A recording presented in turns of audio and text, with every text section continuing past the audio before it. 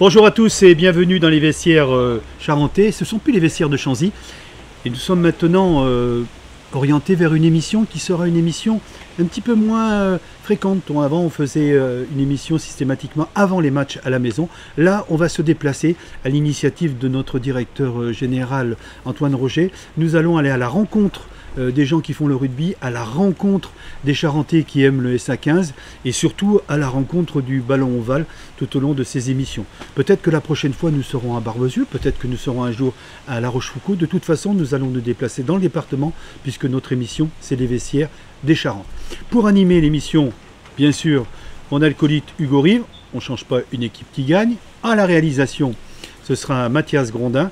Et aujourd'hui, notre invité d'honneur, celui qui nous suit, nous aide et nous aime, on peut dire ça, on peut le dire, et qui nous aime, c'est Philippe Bouty, le président du département. J'allais faire une bourre, mais c'était le président du département.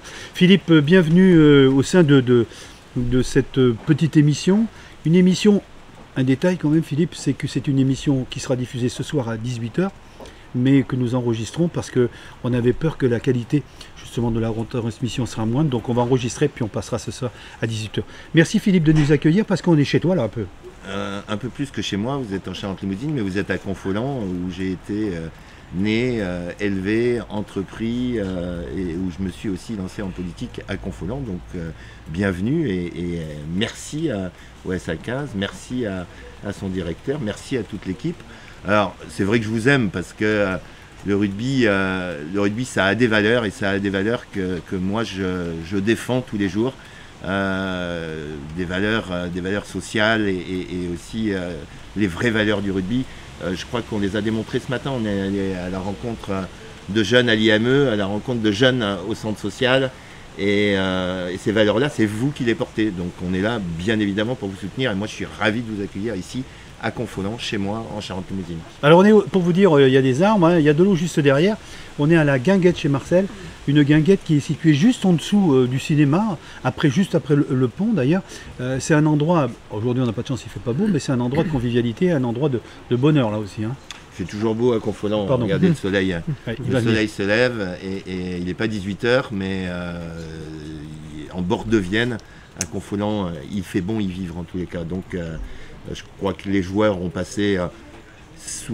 sont passés sous quelques averses ce matin, mais ils seront accueillis ici tout à l'heure et j'en suis ravi. Alors le président, on va le présenter.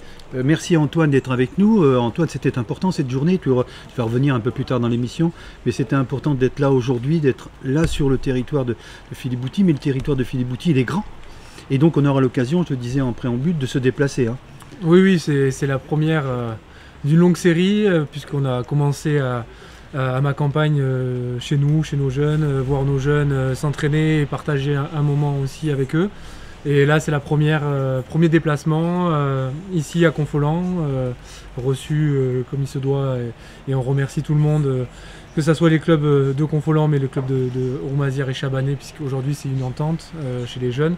Donc il y a eu un moment de partage avec cette école de rugby, nos joueurs. Les joueurs se sont entraînés, nous avec quelques joueurs blessés on s'est déplacés donc, aux deux établissements qu'a cité Philippe, parce que c'était important de sortir du rugby, même si aujourd'hui on a cette responsabilité de faire exister le sport professionnel en Charente via le SA15, on a aussi cette responsabilité sociale d'aller à l'encontre des établissements comme l'IME, et ça a été un bonheur de partager ce moment avec eux. Ouais. Un bonheur offert donc par Philippe. Alors l'habitude, un moment fort, je dirais. Un moment fort, ouais. On a l'habitude, lorsque l'on commence l'émission, qu'on a un invité, de faire la carte d'identité, et c'est notre douanier de service qui va décliner cette carte d'identité. La carte d'identité qu'on avait l'habitude de faire avec des joueurs, donc on va commencer simple, nom, prénom et âge. Alors, le prénom c'est Philippe, le nom c'est Bouty, et l'âge il a bientôt 56 ans. Le parcours universitaire et politique. Le parcours universitaire, je ne vais pas m'étendre sur mon parcours universitaire. Il s'est fait à Confolens et j'ai fini avec un BEP et un CAP comptabilité. Je n'ai pas été plus loin. Alors, le parcours politique, il a démarré en 1995 à Confolens sur une liste d'opposition menée à l'époque par l'ancien maire, Jean Rérat, et une mandature avec le maire de l'époque qui était Hervé de Villemandy. Et après, je me suis beaucoup investi dans l'associatif. À Confolens, il y a un festival qui résonne et qui résonne avec des liens d'amitié, de fraternité, où on a reçu quelques 100, faut pas que je dise de bêtises, mais à peu près 130 pays sont venus à Confolens en 65 ans.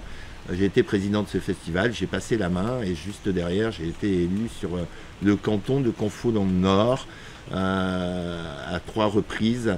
Et j'ai été président de la communauté de communes de Charente-Limousine et je suis aujourd'hui président du département de notre belle Charente. Un parcours sportif.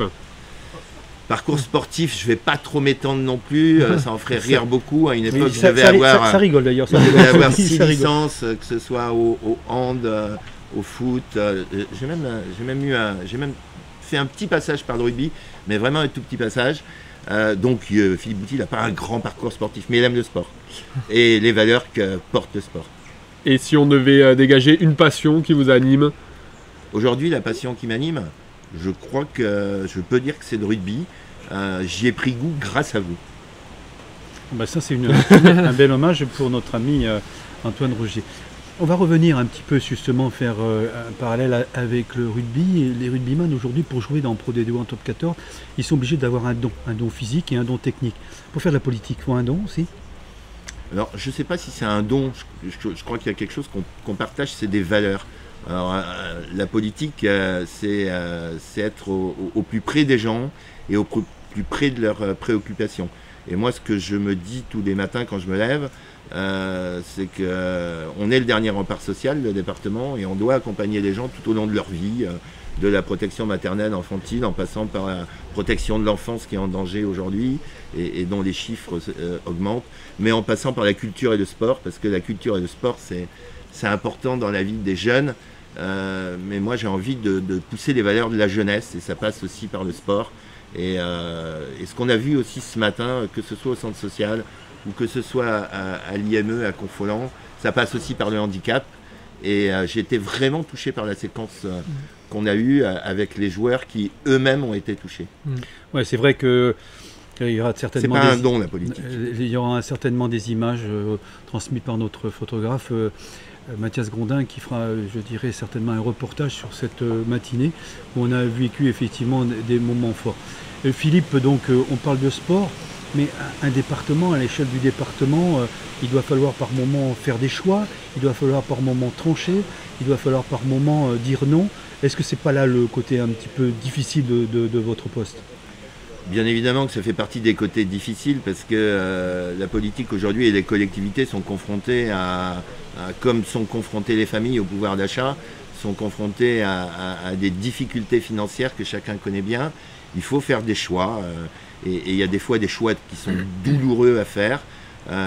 Mais par rapport aux compétences que nous portons, que ce soit le département, que ce soit la région, que ce soit les EPCI dans nos territoires, faut que ce soit aussi des choix partagés entre nous et sur un territoire comme celui de Charente-Limousine, puisqu'on est en Charente-Limousine aujourd'hui, il y a des choix à faire qui peuvent être économiques, qui peuvent être culturels, sportifs et aussi pour aller, comme je le disais tout à l'heure, au plus près des gens et être à l'écoute surtout des gens. C'est ce qu'attendent les gens. Avoir le SA15 comme étendard justement de ce sport, c'est quelque chose qui vous plaît ?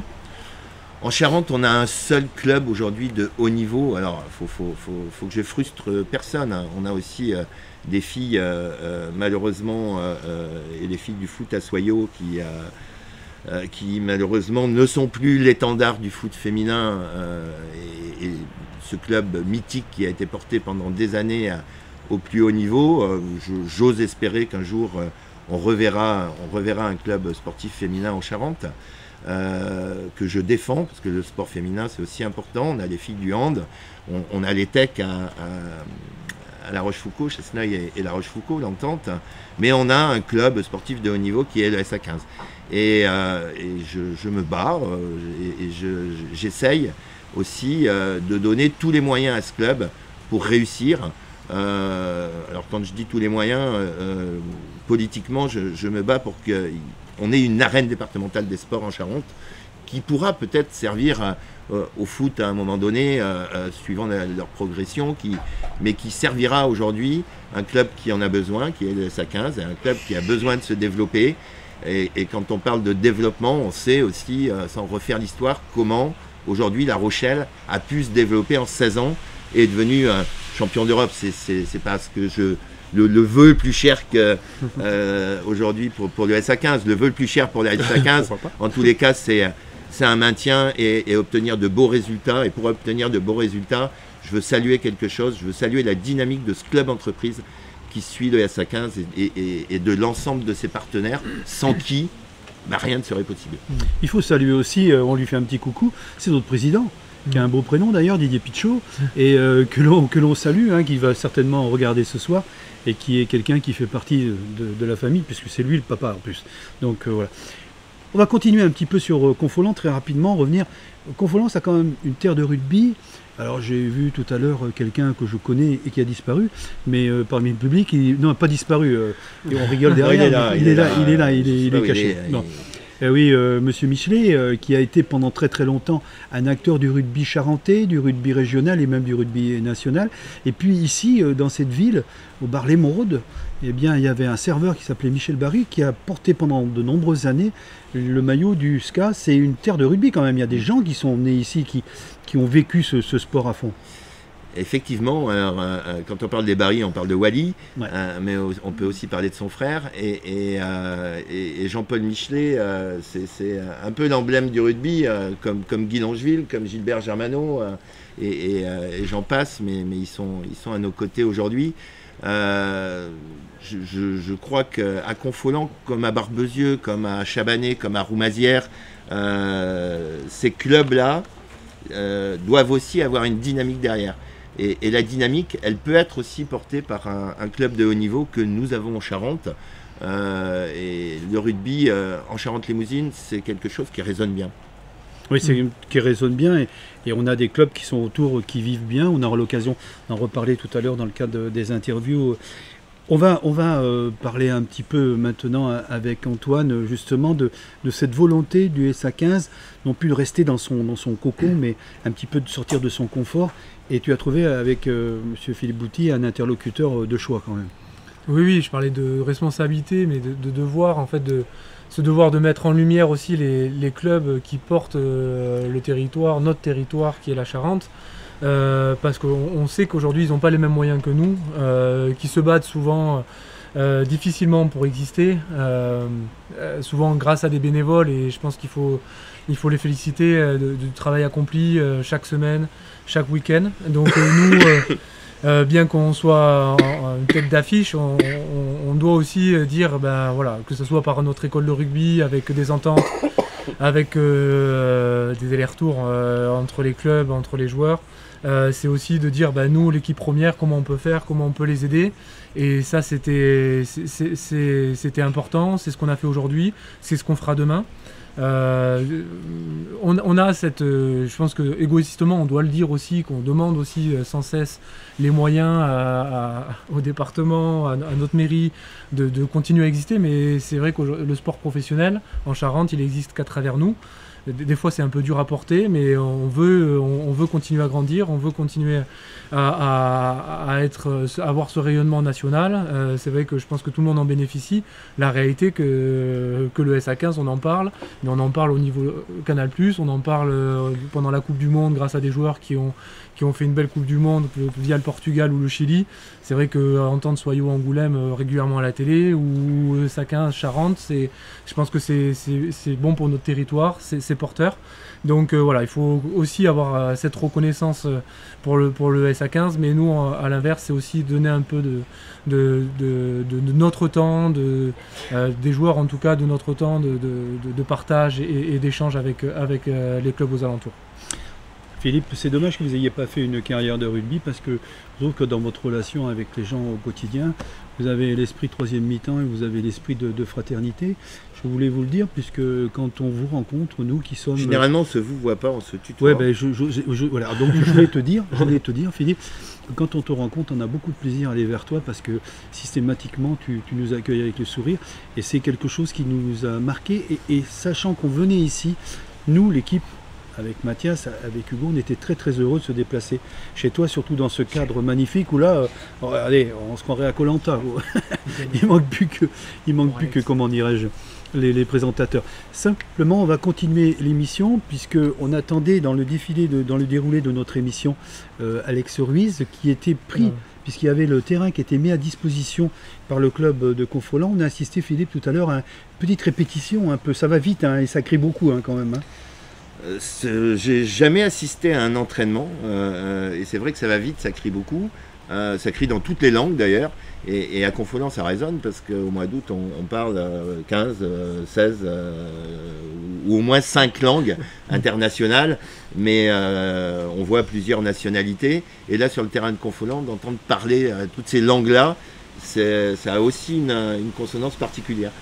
D'ailleurs, j'ai toujours dit, moi, si vous voulez pas faire les fêtes de Bayonne, c'est pas grave, faites le festival de Confolens, c'est kiff-kiff, parce qu'on y a passé des belles soirées avec des amis dont on citait tout à l'heure le nom et qui venaient, les gens du SCA dans le temps, qui venaient ici faire la fête et surtout introniser les nouveaux joueurs. Tu te rends compte, si tu étais arrivé, tu aurais été intronisé ici au festival de Confolens. Ça veut dire qu'il y avait des fois, c'était vraiment des belles soirées. On va continuer, on va peut-être inviter nos amis, puisque Alex Ruiz doit toujours être en train de préparer. C'est un petit peu particulier, Alex Ruiz n'est pas quelqu'un qui nous fait défaut sur les rendez-vous, mais là, cet entraînement, c'est tellement important, cette semaine est tellement importante, et la semaine prochaine aussi, on peut comprendre qu'il se soit laissé emporter par le temps et par le fait d'essayer d'aller au bout de cet entraînement, non? Oui, et puis j'ai le téléphone qui a sonné, donc je pense qu'ils cherchent le lieu, mais dans tous les cas, c'était aussi l'occasion de faire venir Vincent et Pascal, mettre en lumière, comme je disais, là, les deux clubs, puisqu'il y a une entente chez les jeunes, mais ça reste deux clubs différents. Les remercier de vive voix, et parler un peu d'eux, de ces clubs, et les remercier en tout cas pour cette journée. Pascal, il est là, Pascal, il doit être parmi la foule. Est-ce qu'il est? Ben, le voilà, il n'a pas été Et Vincent, je vais leur laisser ma place. Et moi, je laisse ma place. Et après, tu reviens après, promis. Puisque les joueurs du SPA, quand Alex va arriver, que tu... Voilà. Allez-y, messieurs, prenez place à côté de nous. Venez voir. Venez vous asseoir à côté de nous, vous allez voir, vous n'allez pas être mangé. Je suis désolé, mais il n'y a pas de speakering, il n'y a pas de jeune présentatrice. Il va falloir que vous contentez d'un jeune beau et d'un vieux lait. Et donc, violet. Juste pour les remercier, je pense que c'était important. Voilà, il y en a les joueurs de maillots de match de l'année dernière. Après, pour les couleurs, je sais que je crois que vous êtes plus en blanc. Donc, merci. Petit souvenir. Petit souvenir pour vous remercier. Alors, on va commencer par Pascal. Pascal, le président du rugby à Confolens. Je t'ai posé une question un peu idiote. Je t'ai demandé ton parcours rugbystique. Tu m'as dit parcours rugbystique de mes enfants. Hein, c'est les enfants qui t'ont amené justement au rugby? Tout à fait. Moi, j'ai jamais touché un ballon de ma vie. Bon, ben écoute. Voilà. Alors, Pascal, être président d'un club comme à Confolens, c'est beaucoup d'heures passées, beaucoup de temps, je dirais, dans la recherche de sponsors, dans l'organisation des déplacements. Comment ça se passe? Ça se passe, je pense que comme dans tous les petits clubs de campagne, oui, c'est beaucoup de temps, beaucoup de travail, on va dire de l'ombre aussi, parce que voilà, au niveau bénévole, je pense qu'on a tous la même maladie, on n'est pas super nombreux, donc il y a beaucoup de tâches qui reviennent souvent sous les mêmes personnes, et donc voilà, mais bon, malgré ça, c'est quand même la satisfaction. Du plaisir, beaucoup de plaisir, bien voilà. sûr. C'est du bénévolat, donc s'il n'y a pas de plaisir, il faut arrêter tout de suite, quoi. Sportivement, aujourd'hui, le club, si vous pouvez faire une petite description de où il se situe, quel championnat il joue et quelles vont être les principales dates et principaux matchs qui vont arriver pour l'équipe. Disons que nous, on est en Régional 3, voilà. Avec un groupe qui s'est étoffé d'année en année, qui est assez jeune, qui commence à montrer des belles choses. Début de saison se passe, on va dire, pas si mal que ça, malgré un petit faux pas dans notre dernier déplacement. Mais enfin bon, on est dans le trio de tête pour l'instant. Je dirais pourvu que ça dure. Voilà. Mais enfin bon, les garçons vont tout faire pour. Après, avec un effectif qui a grandi un petit peu d'année en année, Confolens, comme tout club qui existe depuis 1965, donc c'est pas un jeune club, a eu des heures de gloire à un certain niveau et a eu des heures très compliqué, je pense comme tout club. Là, ça fait quelques années qu'on est reparti sur une dynamique un peu plus motrice, un peu plus moteur, avec des jeunes qui sont arrivés, et puis avec un groupe là où aujourd'hui on a pour l'instant 35 licenciés seniors, garçons, avec 3 ou 4 qui traînent des pieds mais qui vont bien finir par arriver. Enfin bon, voilà, ça va être à peu près l'effectif. Donc l'effectif, je dirais pour faire une saison qui est, on va dire, confortable, entre guillemets. C'est moins confortable pour les coachs parce que bon, quand il faut faire la feuille de match, il faut en laisser sur le banc et sur la touche, et c'est compliqué. C'est des bons problèmes, ça, on va dire. Voilà. Si on doit donner un rendez-vous peut-être aux personnes qui nous regardent, venir voir un match, c'est quoi le prochain et face à qui? Alors, je crois qu'à aujourd'hui, on a un public qui nous suit quand même, qui est assez nombreux régulièrement. Ce qui est des gros matchs, on va dire, alors qui sont quand même qui nous apportent beaucoup de monde et puis beaucoup de plaisir. C'est avec nos amis de Chabani-Roumazières, le petit derby. Un petit derby. Donc la Cambrie, on va commencer par aller chez eux. C'est ça. Voilà. Mais bon, c'est vrai qu'en général, c'est toujours des matchs très ouverts et qui nous amènent beaucoup de monde. T'as pas joué au rugby, mais tu es un bon présentateur puisque tu passes le ballon justement à Vincent, trouvé, avec Vincent Deslandes. Salut Vincent, merci d'être déplacé, merci d'assister à l'émission. Président de l'entente Charente-Limousine, Confolens, Chabanais et Roumazières. Ouais. C'était important de vous regrouper justement pour arriver à faire une école de rugby, ou c'était trop compliqué, les uns séparés? Mais à l'époque, on était séparés et ensuite, le manque d'enfants, on était obligé de trouver une entente pour pouvoir exister tout simplement. Donc c'est pour ça qu'on s'est regroupés assez rapidement. Et donc voilà, donc l'URCR, c'est Chabanais et Roumazières, et après on s'est regroupé avec Confolens et voilà. En ce qui concerne l'effectif, tu as combien d'enfants à peu près? On est à peu près dans les 25, 30 gamins à peu près. Donc voilà, notre problème, on va dire entre guillemets, c'est qu'on est à côté d'un club qui est un peu plus haut et il draine beaucoup plus de monde que nous, parce que nous on joue en R3. C'est qui C'est Saint-Junien? Saint-Junien. Et eux, par contre, on est en entente avec eux pour le pôle 4 des juniors. Pour le 4 des juniors, ouais. Voilà. C'est d'ailleurs particulier parce que cette enclave là est tout près de la Charente, de Limoges. Ouais. Et c'est vrai que le rugby c'est important, mais bon, il faut arriver à composer, et c'est ce que vous faites. On essaye. Après, c'est pas toujours facile, mais voilà pour nos deux invités, merci beaucoup. Ouais. Merci à vous. Repartez avec les maillots, et si tu as effectivement quelque chose à dire, vas-y, on t'écoute. Ouais, simplement un tout petit truc au niveau de Confolens qui est une petite particularité. Ça fait quelques années qu'on a démarré l'aventure du féminin. Ah oui. Donc on a une équipe féminine qui est inscrite en championnat et qui joue à 10. Voilà. Donc, si jamais, ce soir, puisque là, on vous rappelle que c'est une émission enregistrée, ça passera ce soir à 18h, et si justement il y a des filles qui regardent l'émission, elles peuvent prendre contact avec toi pour venir grossir les rangs de l'équipe féminine, et c'est une partie importante puisque c'est une partie de licence, Hugo, qui vient se rajouter au club. La porte est grande ouverte pour tout le monde. Merci de votre gentillesse, messieurs, et on va accueillir notre manager général. À remercier le SA15 d'avoir participé. C'est un grand plaisir de vous accueillir, messieurs. Ils ont vraiment apprécié. Et voilà. Avec grand plaisir, on espère le refaire dans les prochaines années et prochaines saisons. Merci à vous. Merci beaucoup, messieurs. Merci, messieurs. Tout de suite, nous allons avoir notre Alex. Bon, Alex, là, cette fois-ci, c'est pas le micro, on est même filmé. Alors, regarde, t'es beau. Merci d'être là. Un petit mot quand même, vite fait. La casquette, c'est l'emblème du SA15. C'est important de le dire. Tu as eu cette fidélité depuis que tu es arrivé à justement l'initiative des joueurs.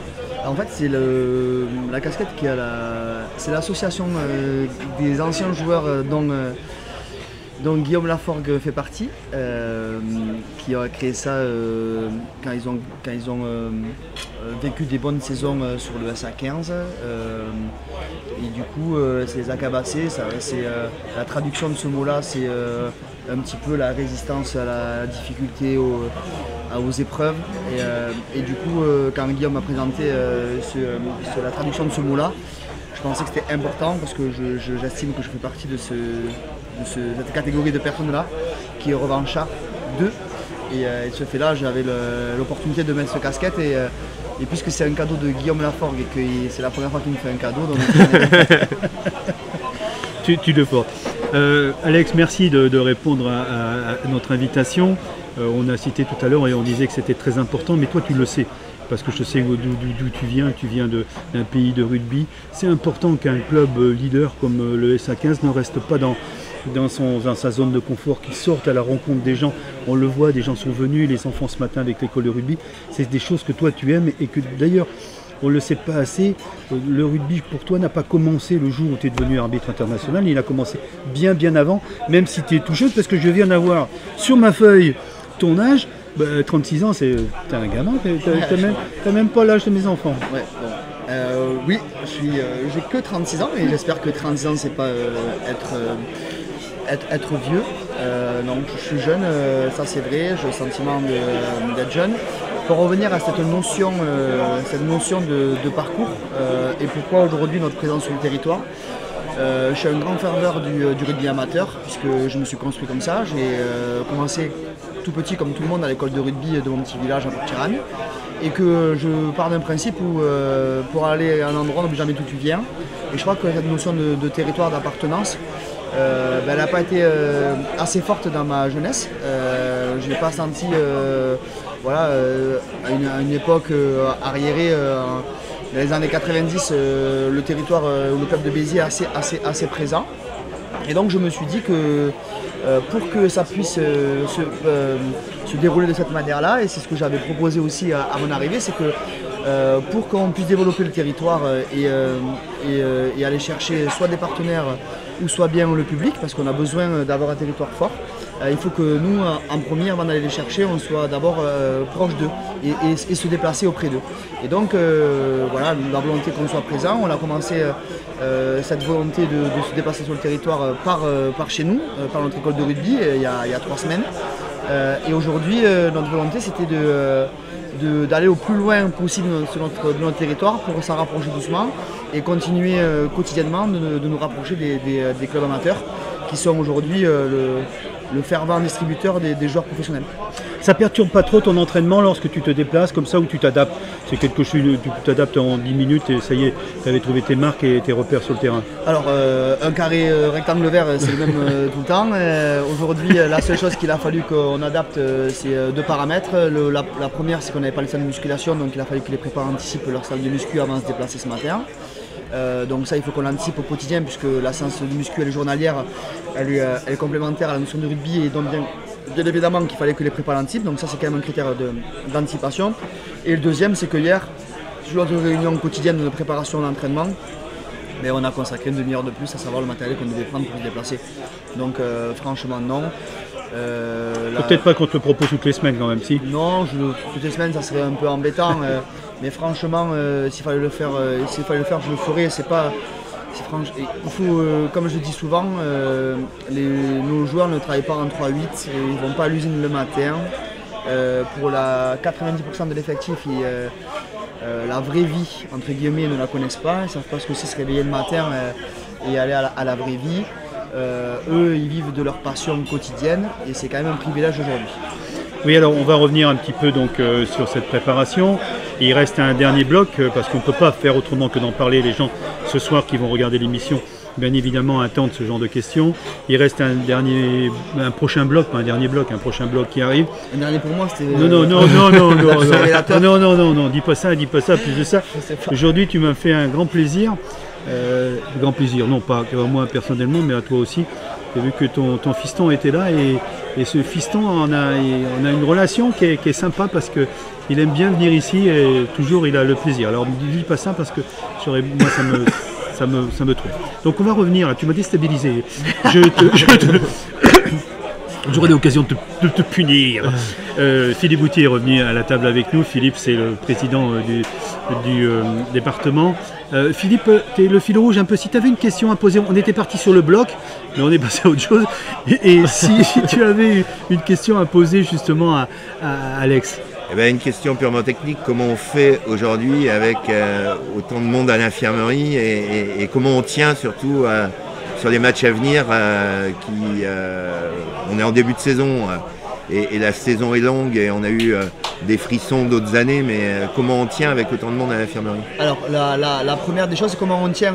C'est mon rôle, c'est parce que par le message que véhicule Didier depuis 15 jours, c'est-à-dire que c'est son soutien quotidien et permanent. Donc ça, je pense que c'est la première chose par laquelle on tient. Donc je sens Didier voilà, très voilà, au soutien de moi aujourd'hui. Donc je trouve que c'est le premier critère sur lequel j'ai de l'enthousiasme. L'autre Didier aussi. Didier, je parlais de Didier Pichot, mais voilà, ça c'est le premier. Le deuxième, c'est se dire qu'aujourd'hui, quand on prend les statistiques globales de la Pro D2, c'est vrai que j'entends des personnes dire les stats, on en dit ce qu'on veut, mais les statistiques elles mentent rarement. Donc on s'appuie sur ça. On est la 10e attaque et la 7e défense du championnat et on est 15e en position. Voilà, il y a un critère sur lequel aujourd'hui on est 15e, ce qui est à notre place, c'est les offloads, c'est les passes ou après contact. C'est le seul critère sur où on est 15e aujourd'hui dans le championnat. Et la position actuelle. Donc c'est garder confiance au truc. Le deuxième, c'est se dire que les blessures aujourd'hui, elles ne sont pas engendrées par le surtrop d'entraînement ou la mauvaise préparation physique. Parce que ça, c'est des choses que j'aurais pu maîtriser moi en discutant avec les prépas. Donc on a très peu sur les 17 qu'on a eu, on n'a eu que 2 à ce moment-là de blessures physiques. Après, c'est des blessures de malchance. C'est-à-dire que Omar Odejvili prend un ballon en plein visage la veille du déplacement pour aller à Colomiers, protocole commotion. Le même entraînement, mais ça pied gauche, le même entraînement, Sami Zouer se blesse au dos à la mêlée à l'entraînement. Juste avant, tu pètes sur un match la double fracture de la mâchoire de Gauthier Gibouin, non sanctionné d'ailleurs, au passage. Voilà, tu as Marvin Estromo qui se blesse à la dernière minute du match contre Mont-de-Marsan. Voilà, en fait aujourd'hui tu n'as pas de chat quoi. Donc ce qu'il faut c'est garder l'enthousiasme. Aujourd'hui on a rentré quelques joueurs cette semaine à l'entraînement, on espère en rentrer encore 2-3 dès dimanche, ce qui va nous permettre d'avoir un petit peu, mais sans mentir, depuis le 28 août, j'ai calculé, c'est la première fois qu'on est 37 à l'entraînement. Donc il y a un bloc solide. Oui, donc on est prêt, on a 2 réceptions importantes. Je suis conscient personnellement, comme le groupe est conscient de l'importance de ce prochain bloc. Aujourd'hui on n'est pas largué, bien évidemment on est 15e, mais ce n'est pas la place à laquelle on veut se situer ou on doit se situer. Donc ça m'appartient aussi de trouver des ressorts et des ressources naturelles pour essayer d'aller pousser les joueurs dans leur retranchement. Mais la seule chose que je n'ai pas envie de leur reprocher, c'est leur investissement au quotidien, parce que sincèrement, on l'a vu ce matin, les mecs ils ont la banane, ils sont contents de venir là, ils bossent dur, ils cravachent et même quand on perd, ils sont là. Donc oui, on doit travailler dur, on y travaille, on essaie de trouver des solutions nous techniques et dans le projet de jeu, mais ça va tourner. Au bout d'un moment, la chance, ça ne sourit pas qu'aux autres. Pour rebondir sur tes propos, Alex, avec tous ces blessés à l'infirmerie, il y a des joueurs qui sont beaucoup utilisés. En faisant le point, il y a 5 joueurs qui sont à plus de 500 minutes sur 640 possibles depuis le début de championnat. Comment tu vas gérer sur la suite du championnat ces joueurs-là très utilisés? Sur les 5, il en manque un déjà qui n'est pas là pendant 2 mois, donc il va se régénérer, c'est Gauthier. Le deuxième, c'est Ledou Mao et Mathis Lafont qui jouent au centre. Donc la volonté d'avoir Ledou la semaine dernière off, c'était permettait de le faire récupérer sur le match à Colomiers. Ce qui va nous permettre de retrouver de la fraîcheur, ça va être le retour de Ayarza, qui est aujourd'hui Iñaki, en discutant avec Iñaki et Nico Martins, je leur ai donné la semaine de vacances cette semaine, qu'ils me suivent sa match pour qu'ils puissent se régénérer, parce qu'après une Coupe du Monde, pour l'avoir vécu en 2019, tu penses que tu maîtrises tout mais tu arrives fatigué. Donc ils sont partis en famille, un est parti avec ses frères, et pour Iñaki et pour Nico Martins, il est parti en famille, il est resté du côté de Toulouse en famille, et il n'y a rien de mieux pour se ressourcer que la famille. Donc ça va amener de la rotation. Pour Germain, Nico Martins c'est une option. Le retour de Hubert Texier va être aussi un facteur qui va permettre de régénérer un petit peu Germain et de le faire souffler. Entre Nico et Hubert, ça va permettre à Germain de souffler. Et pour ce qui est du niveau au centre, entre le joker médical de Maxime Laforgue et le retour de Iñaki va permettre aussi une rotation au centre qu'on ne pouvait pas faire en début de saison.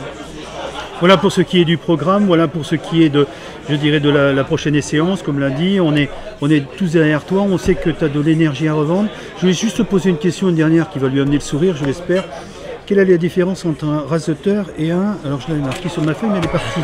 Au niveau... Alors c'est long. Un torero? Non, un raster et un écarteur. Un écarteur. sauteur. Un écarteur, voilà, excuse-moi. Alors, parce que je sais que ça... regardez. Tu l'as lancé. Mais rapide, hein, parce qu'on pourrait peut-être faire une émission rien que pour ça. Non, mais en fait, d'abord, c'est que... Alors, ça ne plaît pas à tout le monde, mais je suis fanatique de tauromachie tout court et je l'assume pleinement. Dans la tauromachie, j'aime la corrida, j'aime la course camarguaise et j'aime la course landaise que je connais très peu. La question que tu me poses, c'est la différence entre la course landaise et la course camarguaise, sachant que dans la course landaise, il y a une partie de course à la cocarde, mais eux, c'est pas les vrais comme nous. Après, ils ont les sauteurs et les écarteurs. Dans la course camarguaise, la différence, c'est d'abord la race de la bête.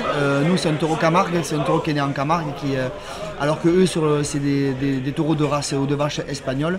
C'est pas du tout la même race déjà, donc à l'origine. Et ensuite, j'allais pas dire un plus courageux que l'autre, parce que se mettre devant des animaux de ce calibre-là, peu importe la tauromachie, il faut avoir, j'allais dire un mot vulgaire, mais il faut avoir un petit peu de courage, même beaucoup même. Les cojones. Voilà, je l'ai pas dit, mais je le dis. Et donc voilà, la différence elle est sur la tradition. C'est comme si tu prenais en titre de comparaison le rugby à 13 et le rugby à 15. C'est deux sports qui se ressemblent dans l'intensité et dans la recherche, mais qui ne sont pas du tout la même chose par la règle. Et c'est un peu pareil en tauromachie. Voilà, je savais que je lui amènerais du sourire. Philippe, si un jour tu veux à Confolens avoir, pourquoi pas, lâcher de taureau pendant le festival avec des gardiens, tu peux demander à Alex, il faut venir ça. Hein. Alors à Confolens, on a de belles limousines, de bonnes limousines. Voilà, merci. On termine avec le sourire, parce que le sourire c'est important. Et le sourire c'est important, et le sourire c'est quand même ce qui anime toutes les séances d'entraînement et toute la vie du club du SA15. Et sachez-le quand même, c'est pas aujourd'hui. Si on est en noir, c'est tout simplement parce que c'est la tenue qu'on avait choisie, mais c'est absolument pas une période de... On va continuer, merci Alex. Alors le bruit que vous entendez derrière, ce sont les joueurs et nous sommes reçus par la guinguette chez Marcel en bord de Vienne, et on nous a gentiment à midi offert de recevoir les joueurs du SA15, ils sont à table, c'est pour cela que vous les entendez. Et là on va partir par une petite page en rendant hommage à Confolens, et c'est lancé par notre réalisateur Mathias Grondin.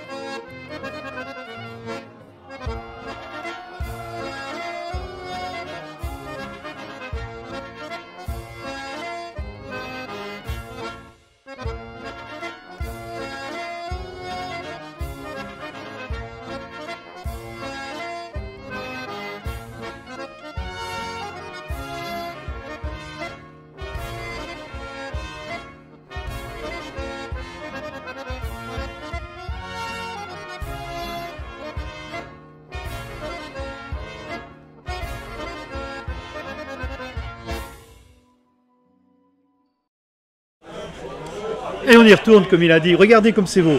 Anna, derrière, c'est magnifique. Hein. Ça faisait vraiment, c'est le premier décor naturel que l'on a, mais on a choisi vraiment très très bien. Nous sommes donc à la guinguette chez Marcel à Confolens. On a eu bien évidemment le président Philippe Bouty, on a eu les responsables de l'école de rugby, du groupement entre Confolens, Chabanais et Romazières. On a eu aussi le président de Confolens, Alex Ruiz, qui nous a parlé de rugby, mais aussi on est allé dans la bonne humeur, dans le sourire, parce que c'est important, hein, parce qu'on veut que cette émission soit synonyme de bonne humeur.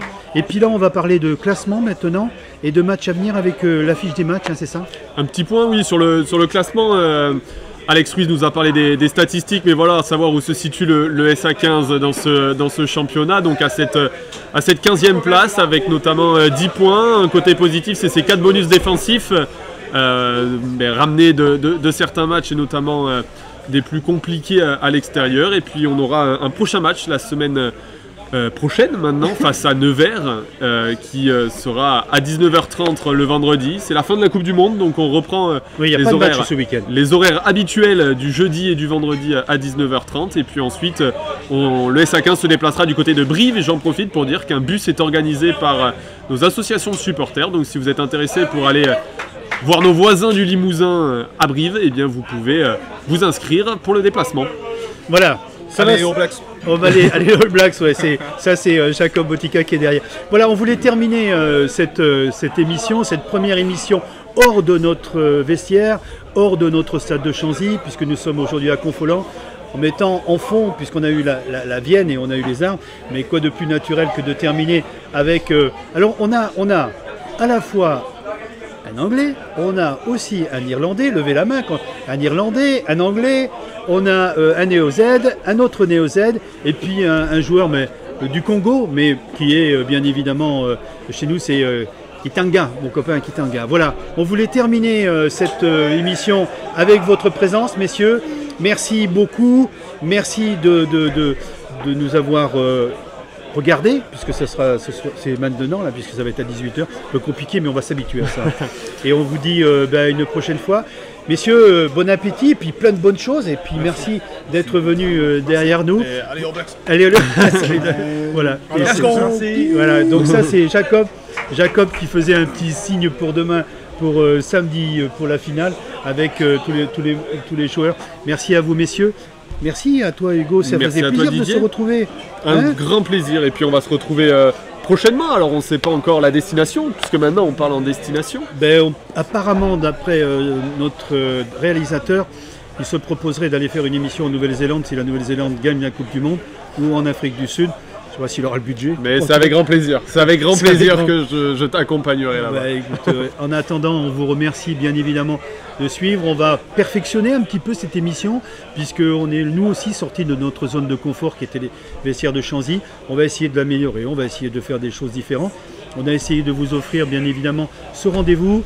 Le SA15 vit, le SA15 vit bien, le SA15 est là, et le SA15 c'est l'équipe de la Charente, c'est l'équipe qui anime notre département, et on est fiers, nous, avec Hugo et Mathias, de faire partie de cette équipe.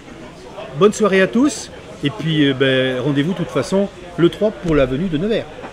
Bonne soirée.